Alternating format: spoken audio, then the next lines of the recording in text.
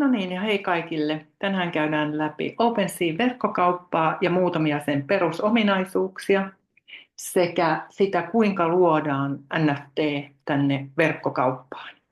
Ja nythän me ollaan käyty läpi näitä NFTn ominaisuuksia jo siellä opetusmateriaalissa. En kaikkia lähde kertaamaan alusta pitäen, vaan katsotaan nyt nimenomaan tätä verkkokauppa-ominaisuutta. Ensinnäkin olen luonut verkkokauppaan tämmöisen EduPilvio-profiilin, jonka alla nyt sitten toimitaan. Ja mikä on tyypillistä hajautetun verkon sovelluksille, kuten on usein todettu, siellä toimimiseen tarvitaan lompakkoa. Eli kuten tuolta nähdään, olen avannut tämän verkkokauppasivuni MetaMaskin kautta nähtäväksi. Täällä näkyy, että olen Ethereum-verkossa. Arvot olen nyt tuolta piilottanut. Ne voi toki laittaa näkyville halutessaan. Ja nähdään, milloin olen tänne liittynyt ja erilaisia perusasioita. Vasemmassa reunassa löytyy OpenSea-verkkokaupan ominaisuuksia, joihin voi käydä tutustumassa itsekseen sitten, kun on sen profiilin luonut. Ja kiinnitetään huomiota vielä siihen, että on tästä verkkokaupasta, OpenSea-verkkokaupasta ollaan nyt kakkosversiossa, eli ensimmäinen versio on semmoinen klassinen vanha versio, sitäkin voi halutessaan käyttää. No mitä ominaisuuksia täältä nyt sitten löytyy?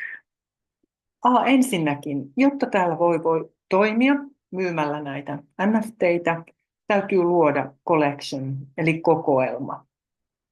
Ja nythän on niin, että tällainen NFT voi toimia eräänlaisena digitaalisena assettina, tai voisiko sanoa kansilehtenä jollekin asialle, joka on digitaalisessa maailmassa myytävänä. Tyypillisiä ovat taideteokset, digitaalinen taide, musiikki, keräilyesineet, mutta tällaisen NFTn taaksehan voi viedä ihan mitä tahansa digitaalista assettia tai arvoa, jolle on annettu digitaalisessa maailmassa jonkinlainen vastinearvo.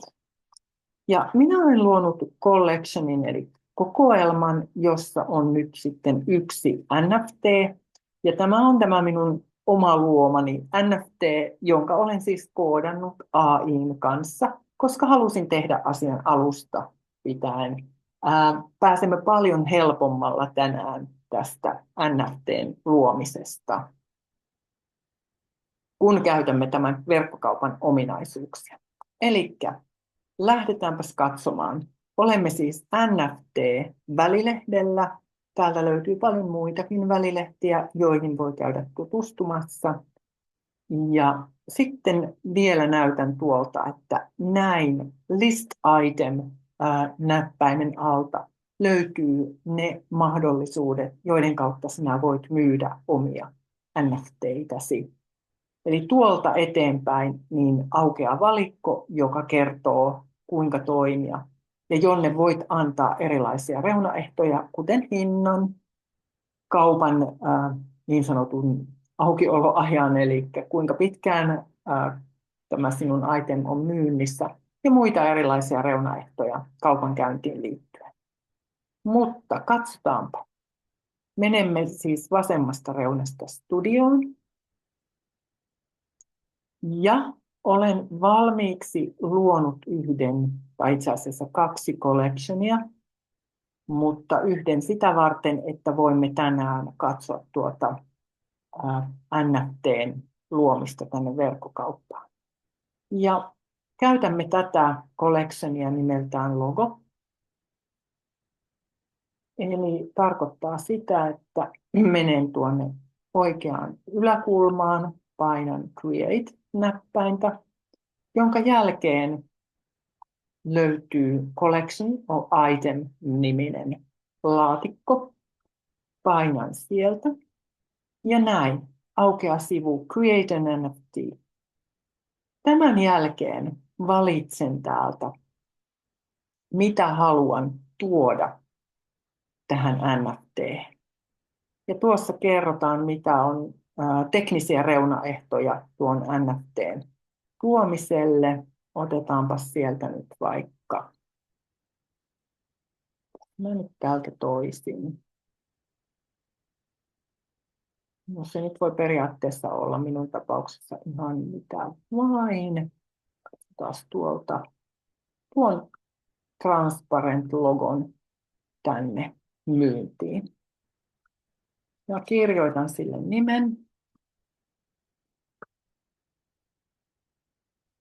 Tässä kerron, kuinka paljon laitan näitä jakeluun. Ja viimeksi, kun tätä testailin, niin taisi olla niin, että maximum supply on 20 000 kappaletta. Laitetaan 1. Kirjoitetaan kuvaus, mitä se ikinä onkaan. Haluat kertoa erityistä tietoa tästä taideteoksesta.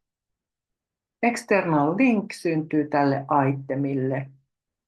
Ja tällaisia traitsejä, eli jotakin, mitä on tyypillistä tälle sinun taideteokselle, niin tänne voi lisäillä haluamasi mukaan. Näin. Ja mikä tärkeintä, nyt täytyy valita se collection, johon kyseinen NFT liitetään. Mä liitän tämän nyt tänne logo collectioniin. Ja create.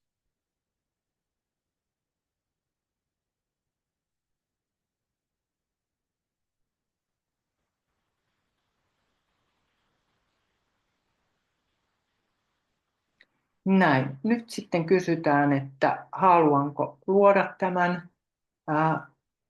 Ja siihen toki tarvitaan sitten taas tätä minun lompakkoani. Minä vahvistan luonnin.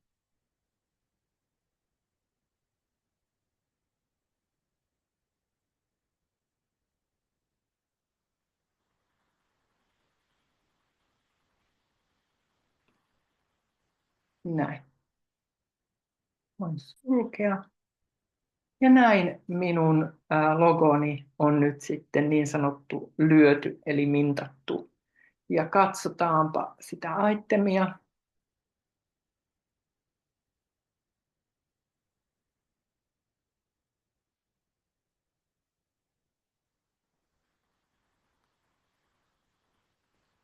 Tuolla näkyy se, mikä tässä on erikoista, että se näin hitaasti päivittää näitä aittemeita, eikä se päivitä kunnolla näkymään tässä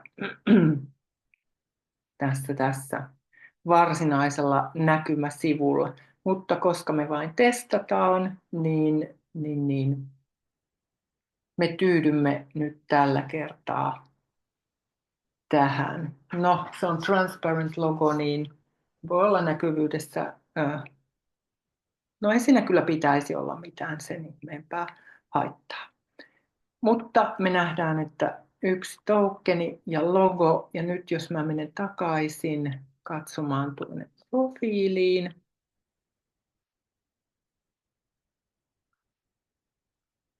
Ja NFTs.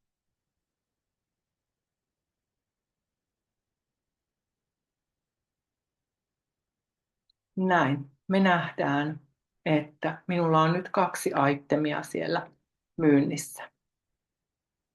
Toinen on Collection Treen alla ja se on tuo numero 0 ja sitten mulla on tämä Transparent logo täällä numero 1. No niin, nyt se tuli sieltä hyvin näkyviinkin. Oikein hyvä. Eli käytännössä toimii juuri niin kuin on ajateltu.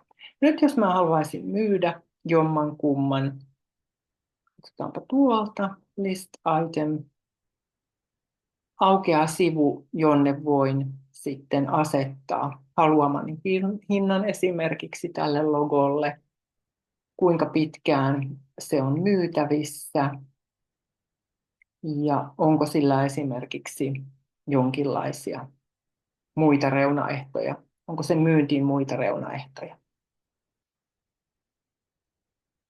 Näin. Tässä oli nyt lyhyesti esiteltynä NFT NFTn luominen OpenSea-verkkokaupassa.